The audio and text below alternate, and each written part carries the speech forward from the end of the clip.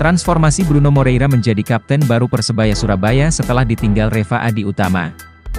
Jawapos.com. Persebaya Surabaya tengah menapaki langkah baru dalam persiapannya menyongsong Liga 1 musim 2024-2025.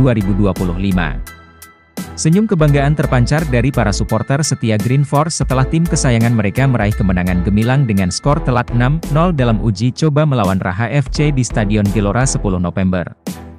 Meski hanya uji coba, namun pertandingan ini telah memberikan gambaran jelas tentang persiapan tim di bawah kepemimpinan baru, dalam hal ini kapten klub. Pergantian kepemimpinan menjadi fokus utama dalam pembentukan tim yang solid dan tangguh.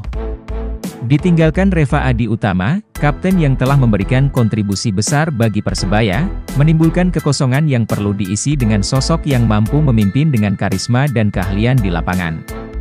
Dan, itulah saatnya bagi Bruno Moreira untuk mengemban tanggung jawab sebagai kapten baru.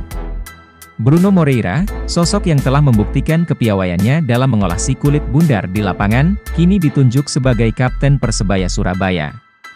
Kepiawaiannya tidak hanya terbatas pada kemampuan teknisnya, namun juga pada kemampuan memimpin dan menginspirasi rekan-rekannya di lapangan. Dengan penuh percaya diri, dia siap membawa Persebaya menuju kemenangan. Prestasi yang telah diraih Bruno Moreira sebelumnya menjadi bukti akan kapabilitasnya dalam memimpin tim.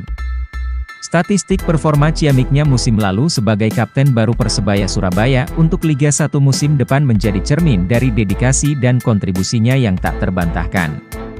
Dalam 31 pertandingan yang dijalani, Bruno Moreira tampil 30 pertandingan sebagai starter, menunjukkan konsistensinya dalam bermain.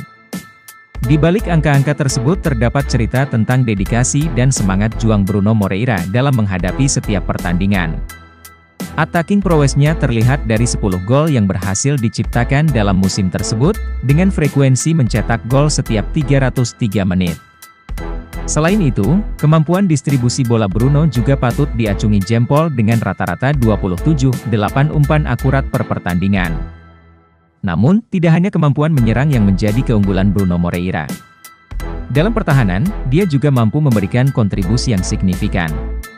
Dengan rata-rata 3 intercepts per pertandingan dan 5,4 balls recovered per pertandingan, dia menjadi sosok yang dapat diandalkan dalam mempersempit ruang gerak lawan.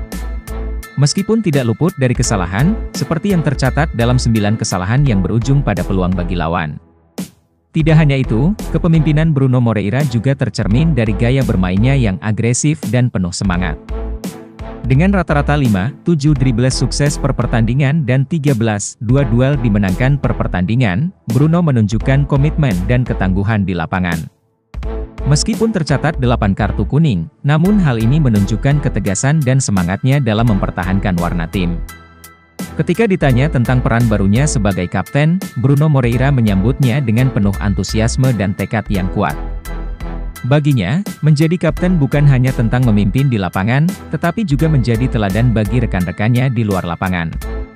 Pemain berpaspor Brasil itu berjanji untuk memberikan yang terbaik dan memimpin Persebaya menuju puncak kemenangan. Masih ada beberapa detail yang harus dikerjakan.